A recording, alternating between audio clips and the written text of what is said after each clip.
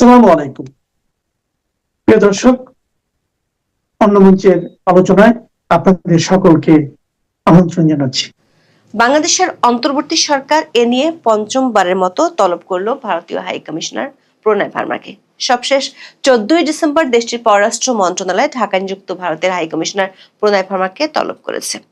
অভিযোগ, নেতা কর্মীদের সন্ত্রাসী কর্মকাণ্ডে জড়িত থাকার আহ্বান জানানোর জন্য ভারতে থাকা সাবেক প্রধানমন্ত্রী শেখ হাসিনাকে সুযোগ দেওয়া হচ্ছে।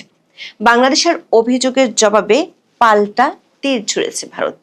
দেশটির সব অভিযোগ অস্বীকার করে উল্টো যেটা ছুড়ে দিয়েছে সেটা হলো ভারত বাংলাদেশের দ্রুত অন্তর্ভুক্তিমূলক, অবাধ ও সুষ্ঠু নির্বাচন চায়, আর বাংলাদেশের অন্তর্বর্তী সরকার শান্তিপূর্ণ নির্বাচন অনুষ্ঠানের লক্ষ্যে প্রয়োজনীয় ব্যবস্থা সহ অভ্যন্তরীণ আইন শৃঙ্খলা নিশ্চিতে প্রয়োজনীয় সব ব্যবস্থা যাতে নেয় সেই পরামর্শ দিয়েছে। এমন তলব আর অভিযোগ প্রত্যাখ্যানে প্রতিবেশী দেশ দুটির মধ্যকার শীতল সম্পর্ক আরো শীতল হয়ে যায় কিনা সে আশঙ্কা দেখা দিয়েছে। বিশেষ করে বাংলাদেশের জাতীয় সংসদ নির্বাচনে প্রতিবেশী দেশের সাথে এমন সম্পর্ক কতটুকু প্রভাব রাখে সেটাই বিশ্লেষকদের ভাবনার জগৎকে নাড়া দিচ্ছে। তবে বাংলাদেশের অন্তর্বর্তী সরকার কূটনৈতিক ব্লেম ডিফ্লেকশনের অলিম্পিকে স্বর্ণপদক জেতার চেষ্টা করলেও ওসমান হাদির উপর হামলাকারীদের 2 দিনেও ধরতে পারেনি, বরং ডিবি পুলিশ সাংবাদিক আনিস আলমগীরকে নিজেদের কার্যালয়ে তুলে নিয়ে গিয়ে নতুন করে বিতর্কের জন্ম দিচ্ছে। আবার সরকারিভাবে চলছে ব্র্যান্ডিং কার্যক্রম। দায়িত্ব নেওয়ার পর থেকে পাহাড় সম ব্যর্থতার নিচে চাপা পড়ে থাকা বিডার নির্বাহী চেয়ারম্যান আশিক চৌধুরী এবার বিজয় দিবসে উড়বেন আকাশে। তার হেলমেটে থাকবে ওসমান হাদির ছবি। সেই হেলমেট হাতে আশিক চৌধুরীকে নিয়ে পিআর ক্যাম্পেইন চলছে জোরে সোরে। এয়ার শোতে সশস্ত্র বাহিনীর 53 সদস্যরও অংশ নেওয়ার কথা। তবে নায়ক হিসেবে আশিক চৌধুরীকে তুলে ধরছে প্রধান উপদেষ্টার প্রেস টিম। সরকার সমর্থকেরা সন্দেহভাজন হামলাকারীদের সীমান্ত প্রেরণের খবর দিলেও পুলিশ বলছে এমন কোনো তথ্য তাদের কাছে নেই। এর মাঝেই বোমা ফাটানোর এক খবর এসেছে বাংলাদেশের সংবাদ মাধ্যমে। একটি পত্রিকা দাবি করছে প্রধান সন্দেহভাজনের সঙ্গে একটি বড় ইসলামী দলের কিছু নেতার সম্পৃক্ততা পেয়েছে গোয়েন্দারা।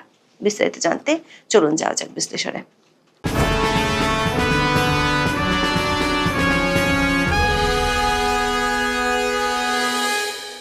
গত শুক্রবার ইনকিলাব মঞ্চের মুখপাত্র ওসমান হাদির উপর হামলাটি ছিল অত্যন্ত ভয়াবহ। নির্বাচনের তফসিল ঘোষণার মাত্র 18 থেকে 24 ঘন্টা পার হতে না হতেই দিনে দুপুরে অজ্ঞাত হামলাকারীরা মোটরসাইকেলে এসে তাকে লক্ষ্য করে গুলি করে। গুরুতর আহত হাদি বর্তমানে এভার কেয়ার হাসপাতালে চিকিৎসাধীন। তার অবস্থা এখনো আশঙ্কাজনক। সবশেষ খবর হলো 15 ডিসেম্বর দুপুরে ওসমান হাদিকে উন্নত চিকিৎসার জন্য সিঙ্গাপুরে পাঠানোর সিদ্ধান্ত নিয়েছে অন্তর্বর্তী সরকার।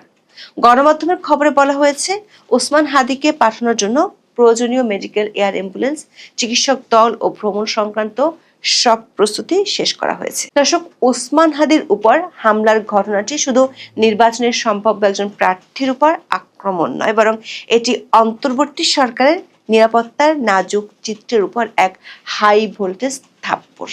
প্রধান উপদেষ্টা মোহাম্মদ ইউনূস এক সময় এই নির্বাচনকে ইতিহাসেরা উৎসব মুখর নির্বাচনের টঙ্কা বাজাচ্ছিলেন।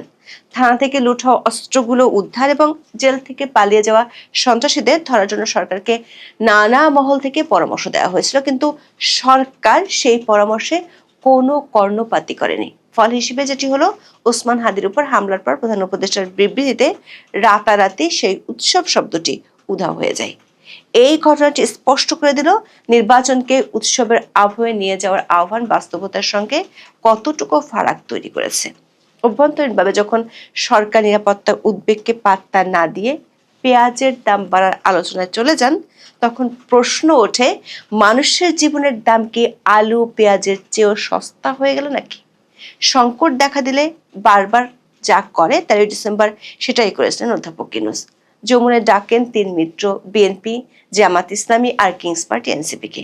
সেই বৈঠক শেষে এনসিপির আহ্বায়ক নাহিদ ইসলাম সাংবাদিকদের জানিয়েছিলেন, শেখ হাসিনা দিল্লিতে বসে যে কথা বলছেন তার পেছনে ভারতের প্রত্যক্ষ কিংবা পরোক্ষ মদদ আছে। সেজন্য বাংলাদেশ সরকার যাতে ভারতের হাই কমিশনারকে ডেকে কৈফিয়ত তলব করেন সেই পরামর্শ অধ্যাপক ইউনূসকে দিয়েছিল নাহিদ ইসলামের দল।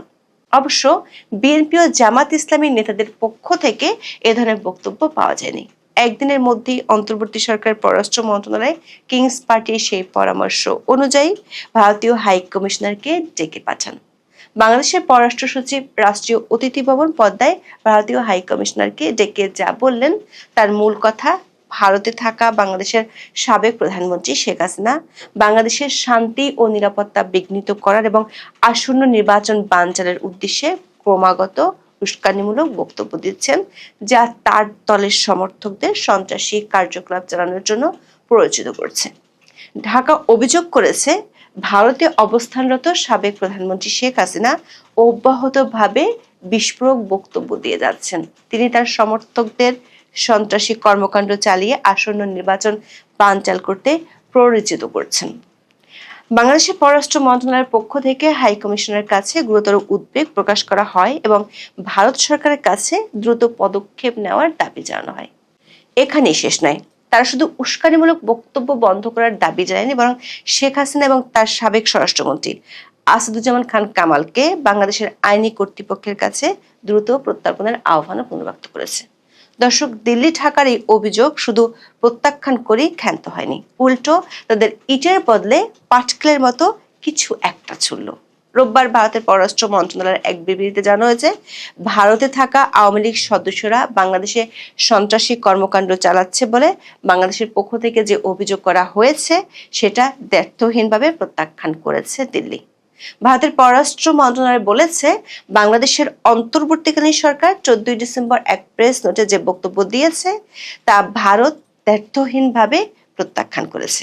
ভারত বলছে, তারা বাংলাদেশের শান্তিপূর্ণ পরিবেশে অনুষ্ঠিত একটি অবাধ, নিরপেক্ষ, অন্তর্ভুক্তিমূলক এবং বিশ্বাসযোগ্য নির্বাচনের পক্ষে। দর্শক, গত মার্চ থেকে ভারত বাংলাদেশের কাছে অন্তর্ভুক্তিমূলক নির্বাচনের কথা বলে আসছে। বিশ্লেষকরা মনে করেন, এই অন্তর্ভুক্তিমূলক নির্বাচন শব্দটি হলো ভারতের কূটনৈতিক গোল। ভারত সরকার এর মাধ্যমে আগামী নির্বাচনে আওয়ামী লীগ সহ সব দলের অংশগ্রহণের পক্ষে কথা বলছেন। কিন্তু গত 12ই মে থেকে অন্তর্বর্তী সরকার নির্বাহী আদেশে আওয়ামী লীগের কার্যক্রম নিষিদ্ধ করে রেখেছে এবং সে কারণে আগামী নির্বাচনে আওয়ামী লীগ অংশ নিতে পারবে না। বিবৃতিতে ভারত সরকার প্রতিবেশী সরকারকে পরামর্শ দিয়েছে, সেটি হলো বাংলাদেশের অন্তর্বর্তী সরকার শান্তিপূর্ণ নির্বাচন অনুষ্ঠানের লক্ষ্যে প্রয়োজনীয় ব্যবস্থা সহ অভ্যন্তরীণ আইন শৃঙ্খলা নিশ্চিতে প্রয়োজনীয় সব ব্যবস্থা গ্রহণ করবে। দর্শক, এর আগে 4 বার একই ধরনের তলবের ক্ষেত্রেও ভারতের কৌশল ছিল এই একই ধরনের টিট ফর ট্যাট কূটনীতি। বাংলাদেশকে নিজের ঘর নিজেকে সামাল দিতে বলেছে দিল্লি। সেই সঙ্গে অন্তর্ভুক্তিমূলক ও গ্রহণযোগ্য নির্বাচনের দায়িত্ব স্মরণ করিয়ে দেওয়া হয়েছে। বোঝাই যাচ্ছে, অতীতের মতো এবারও অন্তর্বর্তী সরকার অবস্থানকে আমলে নিতে রাজি নয় দিল্লি, বরং আইন শৃঙ্খলা পরিস্থিতির অবনতির দায় যে অন্তর্বর্তী সরকারেরই, সেটাও স্মরণ করিয়ে দেওয়া হয়েছে। মজার বিষয় হলো, শেখ হাসিনার কথা বলা ইস্যুতে ভারতের বিরুদ্ধে অভিযোগ আনলেও বাংলাদেশের পররাষ্ট্র মন্ত্রণালয় বিবৃতিতে ওসমান হাদির উপর হামলাকারীদের ধরতে ভারতের সহায়তা চেয়েছে। দর্শক, যদি ঢাকা সত্যি বিশ্বাস করে যে দিল্লির সন্ত্রাসী উস্কানি দিচ্ছে, তবে একই নিঃশ্বাসে কেন সেই সন্ত্রাসীদের ধরতে তাদেরই সহযোগিতা চাওয়া হচ্ছে? যদি ভারত ষড়যন্ত্রকারীদের আশ্রয়দাতা হয়, তাহলে কেন তাদের কাছে হামলাকারী প্রত্যর্পণের আশা করা হবে? কূটনৈতিক এমন ব্লেম গেম আর কূট কাচালের মধ্যে ওসমান হাদির উপর হামলার ঘটনায় আসল যে কাজ সরকারের করা দরকার ছিল, সেটি 2 দিনেও হয়নি। DMP commissioner Sheikh Mohammad Sajjad Ali 13 December দাবি করেন, তারা প্রাইম সাসপেক্টকে খুঁজছেন, হোপফুলি শিগগিরই হিট করতে পারবেন। তবে ঘটনার 48 ঘন্টা পরেও সেই হিট করা যায়নি। এর মধ্যে সরকার সমর্থক সংবাদকর্মীরা ফেসবুকে ছড়িয়ে দিচ্ছেন সূত্রবিহীন নানান তথ্য। একটি চাঞ্চল্যকর হামলার ঘটনা ঘটার পরপর এভাবে হরে ধরে গোয়েন্দা বাহিনী গড়ে ওঠার নজির বাংলাদেশে তো বটেই, সারা বিশ্বে সম্ভবত বিরল। যে যার মতো করে তথ্য প্রচার করছেন ফেসবুকে, দেখে মনে হতে পারে দেশে পেশাদার কোনো তদন্ত কর্তৃপক্ষ নেই। সরকার সমর্থকদের দাবি অনুযায়ী প্রধান সন্দেহভাজন ফয়সাল করিম মাসুদ এবং তার মোটর বাইক চালক আলমগীর হোসেন সীমান্ত পাড়ি দিয়ে ভারতে চলে গেছেন। সীমান্ত পার হওয়ার সময় এমনকি ভারতে তাদের অবস্থানের তথ্য পাওয়া যাচ্ছে ফেসবুকে, যদিও পুলিশের পক্ষ থেকে অবশ্য এর সত্যতা নিশ্চিত করা হয়নি। ডিএমপির উপ police commissioner Mohammad Talibur Rahman 14 December জানান, ওসমান হাদির উপর হামলাকারীরা ভারতে পালিয়ে গেছেন কি না এমন কোনো তথ্য আইন শৃঙ্খলা বাহিনীর কাছে নেই। প্রশ্ন হলো, সরকার কি সত্যি নির্বাচনের উপযোগী আইন শৃঙ্খলা নিশ্চিত করতে মনোযোগী? বেহাল পরিস্থিতি নিয়ে সারা দেশে প্রচন্ড উদ্বেগের মধ্যেও স্বরাষ্ট্র উপদেষ্টা জাহাঙ্গীর আলম চৌধুরী সম্প্রতি দাবি করেন, বাংলাদেশে কারো কোনো নিরাপত্তা ঝুঁকি বা শঙ্কা নেই। এদিকে সরকার ও সরকার সমর্থকেরা যখন হাদির গুলিবিদ্ধ হওয়ার দায় এককভাবে আওয়ামী লীগ ও ভারতের উপর চাপাতে ব্যস্ত, তখন বোমা ফাটানো এক প্রতিবেদন প্রকাশ করেছে ইনকিলাব। তাদের দাবি, ওসমান হাদিকে গুলির ঘটনায় সন্দেহভাজন ফয়সলের সঙ্গে দেশের একটি বড় ইসলামী দলের কিছু নেতার সম্পৃক্ততা পেয়েছেন গোয়েন্দারা। গুলি চালানোর পর ফয়সাল মোটরসাইকেলে প্রথমে সাভার ও পরে ধামরাই যান বলেও দাবি করা হয় প্রতিবেদনে। এরপর অন্য একটি গাড়িতে নালিতাবাড়ি এলাকা এবং সেখান থেকে সীমান্তে যান। ফয়সাল এরপর সীমান্ত পার হয়ে ভারতে চলে গেছেন নাকি বাংলাদেশে আছেন তা খতিয়ে দেখছে আইন শৃঙ্খলা বাহিনীর সদস্য ও গোয়েন্দারা। ইনক্লেভের এই প্রতিবেদনের দাবির সত্যতা নিয়ে এখনো পর্যন্ত সরকারের পক্ষ থেকে কোনো আপত্তি তোলা হয়নি।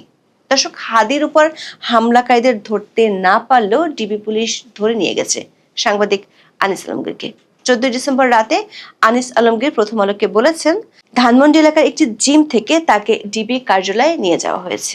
এসব বিতর্কের মাঝে হাদির উপর হামলাকারীদের গ্রেপ্তারের চেয়ে অন্য বিভিন্ন দিকে সরকার অতি আগ্রহ নিয়ে রয়েছে সমালোচনা।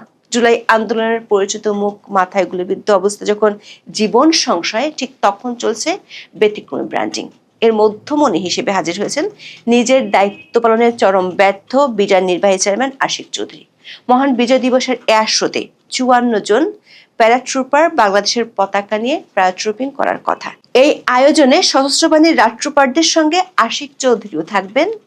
তবে তাকে নায়ক হিসেবে দেখিয়ে কয়েকদিন ধরে চলছিল সরকারের পিআর ক্যাম্পেইন। হাদি গুলিবিদ্ধ হওয়ার পর এতে যোগ হয় নতুন মাত্রা। প্রধান উপদেষ্টার প্রেস টিম জানায়, আশিক চৌধুরীর হেলমেটে থাকবে ওসমান হাদির ছবি। এমন এক হেলমেট হাতে আশিক চৌধুরীর একক ছবিও প্রকাশ করা হয়েছে। সেটি নিয়ে বড় করে সংবাদ প্রচার হচ্ছে বিভিন্ন মিডিয়ায়। বিষয়টি নিয়ে সামাজিক যোগাযোগ মাধ্যমে বিভিন্ন আলোচনা শুরু হয়েছে। অনেকের অভিযোগ, মৃত্যুর সঙ্গে পাঞ্জা লড়ছে এমন একজনকে নিজেদের ব্র্যান্ডিং এর কাজে ব্যবহার করছে সরকার। সত্যি সত্যি তারা বিষয়টি নিয়ে আন্তরিক হলে 54 প্যারাট্রুপারের হেলমেটই রাখা যেত হাদির ছবি। তা না করে আশিক চৌধুরীর মতো এক ব্যর্থ ব্যক্তিকে হিরো করার সস্তা উপায় বেছে নেওয়া হয়েছে। 54 জন প্যারাট্রুপারের মধ্যে সশস্ত্র বাহিনীর 53 জনের নাম কেন হারিয়ে গেল তা নিয়ে তৈরি হচ্ছে ক্ষোভ। গুরুতর একটি ঘটনাকে কতভাবে নিজেদের প্রয়োজনে ব্যবহার করা সম্ভব তার নজির শুরু থেকে দেখিয়ে যাচ্ছে অন্তর্বর্তী সরকার। প্রশ্ন হলো, এর মাধ্যমে দেশের অর্জন কি হচ্ছে? ব্র্যান্ডিং এর ঝড়ে সংকট দূর করা কি সম্ভব হচ্ছে, নাকি আরো জটিল ঘূর্ণাবর্তে হারিয়ে যাচ্ছে দেশ? এতক্ষণে আপনারা সবাই জেনে গেছেন, বাংলাদেশের ম্যাক্সিমাম লোকই জেনে গেছে যে আনিস আলমগীর উনি অ্যারেস্ট হয়েছেন, গ্রেপ্তার হয়েছেন বা ডিবি কার্যালয়ে। তো সবচেয়ে ইন্টারেস্টিং বিষয় কি জানেন, এই ঘটনাটার সাথে আপনি যদি একটু পেছনে ফিরে তাকান তাহলে দেখবেন যে মঞ্জুর আলম পান্না ওনারা যখন 71 মঞ্চে মিটিংয়ে গিয়েছিলেন, বক্তৃতা দিচ্ছিলেন না, কিছু দিচ্ছিলেন না, মব সৃষ্টি হয়েছে এবং ওনারাই পুলিশ ডেকেছেন। পুলিশ মবকারীদের ছেড়ে দিয়ে ওনাদেরকে নিয়ে গিয়ে রাতের 2টা পর্যন্ত বসিয়ে রেখেছেন। এরপরে ওনাদেরকে শীর্ষ সন্ত্রাসী ঘোষণা দিয়ে কারাগারে প্রেরণ করেছেন। আর ঠিক আজকে আনিস আলমগীরের ঘটনাটা, আনিস আলমগীরকে জিম থেকে ডিবি প্রধান কথা বলবেন বলে ওনাকে নিয়ে গিয়েছেন এবং নিয়ে যাওয়ার পরে এখন পর্যন্ত উনি ডিবি কার্যালয়ে আছেন, কারোর সাথে দেখা নেই। ডিবি প্রধান এখন এত ব্যস্ত যে উনি এখন ফিরেনি। হয়তো রাতের 3টার সময় জানতে পারবো যে ওনাকেও শীর্ষ সন্ত্রাসী ঘোষণা দিয়ে কারাগারে প্রেরণ করবেন। তবে হেডলাইন এবং আপনার ব্যানারে যা দেখছেন যে আনিস আলমগীর, তারপরে কে? আপনাদেরকে আরও 4টা নাম আমি প্রকাশ করে দিচ্ছি, এরাও হয়তো অ্যারেস্ট হবেন, হয়তো বলছি।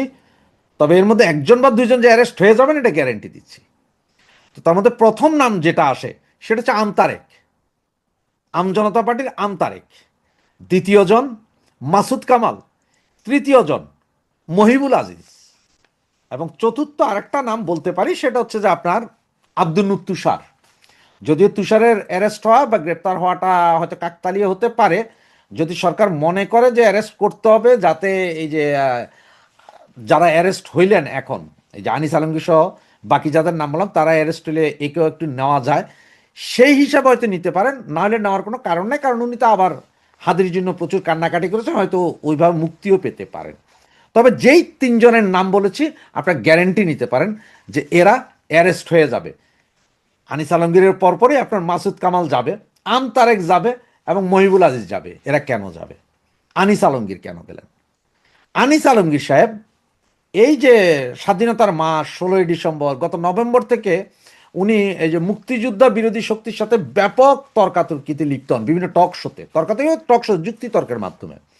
যেমন যেমন বঙ্গবন্ধুকে নিয়ে কথা বলা হয় যে 25শে মার্চ কালো রাত্রিতে বঙ্গবন্ধু আত্মসমর্পণ করেছিলেন, ওনাকে ধরা হয়নি, স্বাধীনতার ঘোষণা দিয়ে দিয়েছিলেন, এগুলোর যৌক্তিক প্রমাণ দিয়েছিলেন আনিস আলমগীর। তিনি বলেছিলেন যে ওনার চাচা চট্টগ্রামের আওয়ামী লীগের বড় নেতা, তারা মাইকিং করেছিল, স্বাধীনতার ঘোষণা দিয়েছেন বঙ্গবন্ধু, এটা মাইকিং করেছিল। এটা কিন্তু ভালোভাবে নেয়নি জামাত সরকার, জামাতের সরকার, মৌলবাদীরা এটা ভালোভাবে নেয়নি, কারণ তাদের কাছে হচ্ছে যে এইরকম জীবিত প্রমাণ তারা রাখবে না, এদেরকে যে কোনোভাবে মুখ চেপে ধরতে হবে, নাহলে স্বাধীনতার মাসে এবং আগামী ফেব্রুয়ারি 21শে ফেব্রুয়ারি এইসব মাসে তাদের জন্য যন্ত্রণার মাস। মৌলবাদীদের যন্ত্রণার মাস শুরু হয় ডিসেম্বরের 1 তারিখ থেকে ফেব্রুয়ারির 28 তারিখ বা 29 তারিখ পর্যন্ত। এ 3টা মাস তাদের জন্য বিধিবিচ্ছিরি মাস, আর মার্চ মাস আসলে তো তাদের আগুন ধরে যায় গায়ে। সুতরাং তার আগেই এগুলোকে দমাইতে হবে, আর এই দমানোরই আজকের প্রথম হচ্ছে যে এই আনিস আলমগীর সাহেব। আনিস আলমগীর সাহেব গেলেন, এবার বাকি 3জনের পালা, ওনারাও যাবেন যে কোনো সময় এবং এনাদের সবাইকে অ্যারেস্ট করা হবে। আপনারা একটা জিনিস দেখেন, এই যে হাদি, সাউয়া মামা হাদি, সে গুলি খাইলো, সে হাসপাতাল আছে এবার কেয়ার হাসপাতালে, তার আসামিদেরকে ধরা হয় নাই, এখন বলা হচ্ছে যে তার আসামিরা ইয়ে থেকে পার হয়ে গেছে, ইন্ডিয়া চলে গেছে, এই হয়েছে সেই হয়েছে, ওদেরকে ধরা যাচ্ছে না। এরপরে এই কথা যাতে কেউ না বলে, কেন ভাই কেন ধরা যাচ্ছে না, যেখানে ওই যে 2টা মনে আছে মা মেয়ে খুন হয়েছিল, সেখানে কোনো ক্লু ছিল না, কে কি, কোনো ছবি ছিল না, এরপরও সেই আসামিকে 24 ঘন্টার ভিতরে ধরা হলো, 48 ঘন্টা সরি ধরা হলো। আর এইখানে এই ছেলের ছবি আছে, ঘড়ির সাইন আছে, অমুক আছে তমুক আছে, সে ট্রেনে করে সিলেট চলে যাচ্ছে, সব ছবিপত্র থাকার পরও তাকে অ্যারেস্ট করা যায়নি, বলা হচ্ছে সে ইন্ডিয়া গেছে। ইন্ডিয়া গেছে না কোথায় গেছে সেটা হচ্ছে যে পরের কথা। আবার ইনকিলাবে দেখেন আজকের একটা রিপোর্ট আছে যে এই ছেলের সাথে কিছু মৌলবাদী গোষ্ঠী বা ইসলামিক দলের সুসম্পর্ক ছিল। ইনকিলাব কিন্তু জামাতের পত্রিকা, এইসব কথা বলছে। তো এইসব কথা যাতে না হয়, এইসব দোষ যাতে না হয়, এবং এই স্বাধীনতার মাসে 16ই ডিসেম্বর বিজয় দিবসের আগে, 21শে ফেব্রুয়ারির আগে, 25শে মার্চের আগে স্বাধীনতাকামী মুক্তিকামী কোনো লোক যাতে এই স্বাধীনতা 1971, 25শে মার্চ, 21শে ফেব্রুয়ারি এগুলো নিয়ে কথা বলা না যায়, তারই মেইন হচ্ছে যে আনিস আলমগীর।